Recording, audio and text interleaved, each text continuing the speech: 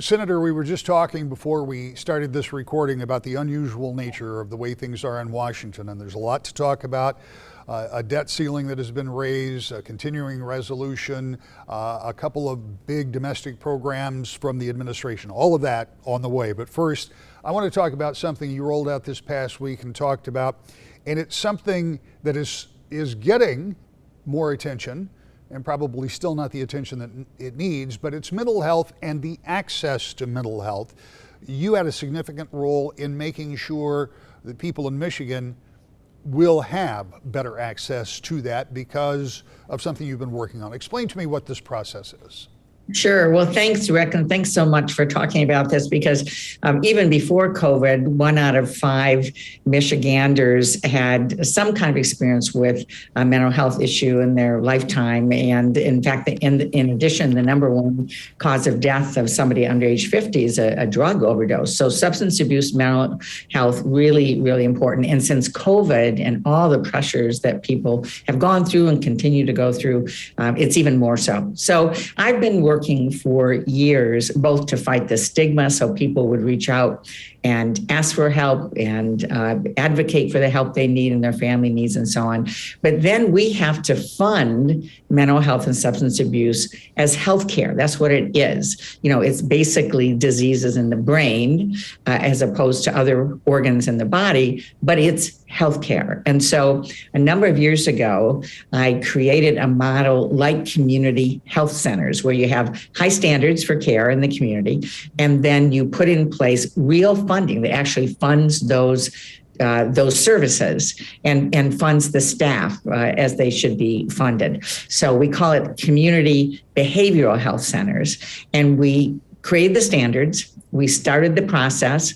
In Michigan, we have done 33 different startup grants of communities, 12 of those in West Michigan, to meet these high quality standards. And then what we announced this week is the effort in Michigan now to have full funding as part of the healthcare system.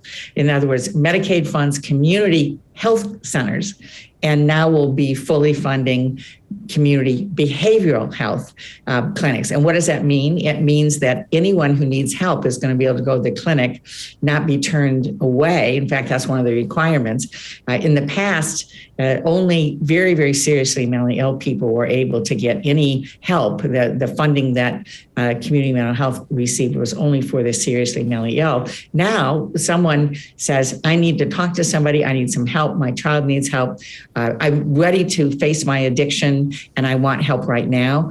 Instead of them having to say, well, gosh, I'm so sorry the funding ran out, come back in 6 months, which usually there's a tragedy related to that when somebody's coming forward and asking for help with an addiction and then not getting it. And so now they are, with this new funding, required to help folks. They're going to be able to because they have the staff. And very importantly, we are requiring 24-hour psychiatric crisis services, working with police departments, working with the emergency rooms. And so when a police officer is called to a scene and it's clear the person needs help, but they don't need to be in jail, in the past, they've had to take them to jail if that was the only option. Now, through the crisis services, people are going to be able to get the help that they need. Senator, we have long talked about the issue that most of us will go to a doctor when we have an ailment that needs to be taken care of, a broken arm or some type of disease. But mental health continues to be one of those areas where we as a society don't always recognize or are willing to admit that we need that help. With this kind of funding, with this kind of accessibility, is it your hope that we take a more realistic approach to the mental needs of people in our communities? Absolutely, Rick. And I do think it is getting better. There are a lot more organizations. There are all kinds of efforts going on college campuses.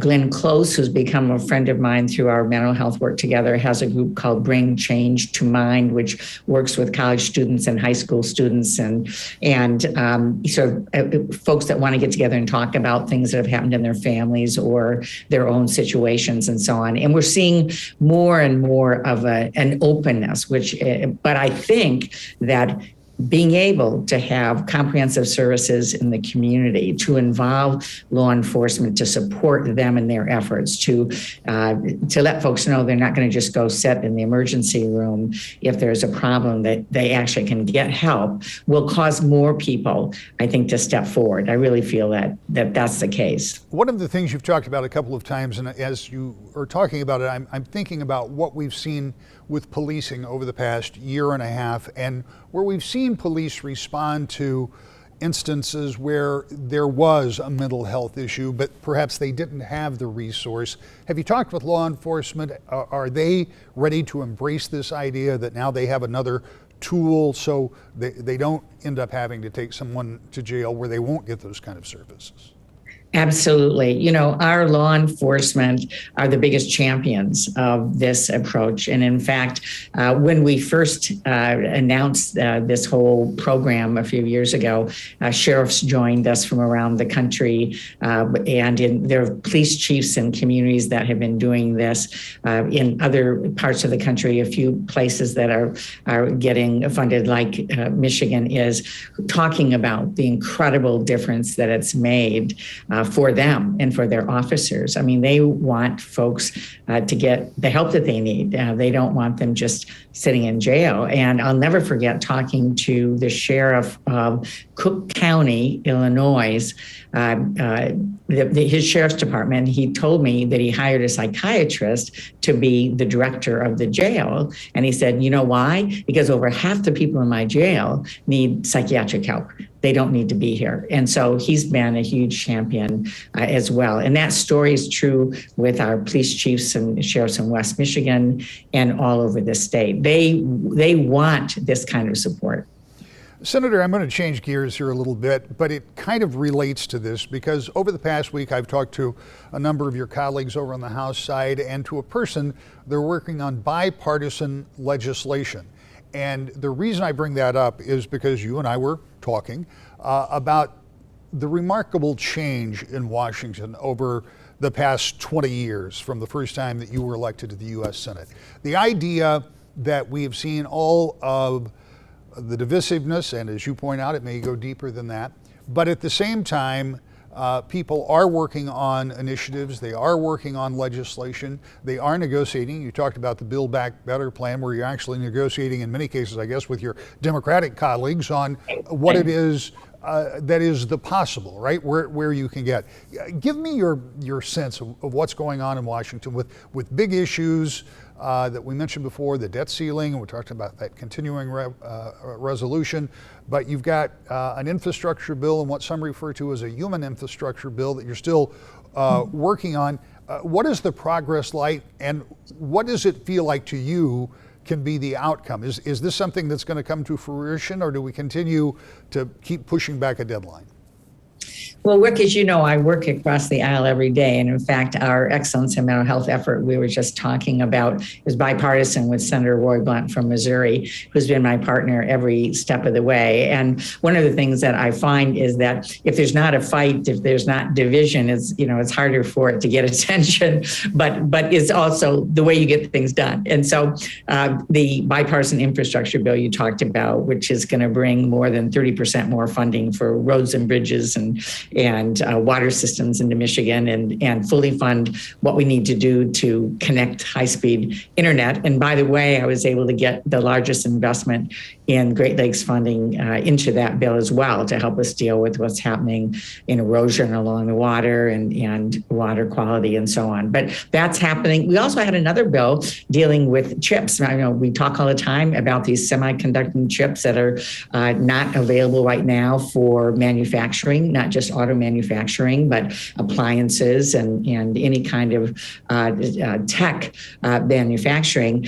We passed a bill in the Senate, huge bipartisan bill called the U.S. Innovation and Competition Act just a few months ago. Didn't get a lot of attention, but it has a huge focus that Senator Peters and I put on making sure these chips that we need are going to be available in the future. So a lot of bipartisan work goes on, but it's layered over the most contentious a kind of atmosphere that we are seeing right now, coming out of sort of the politics of the pandemic, also January 6th, and people that want to continue to say that President Biden didn't win the election, and just the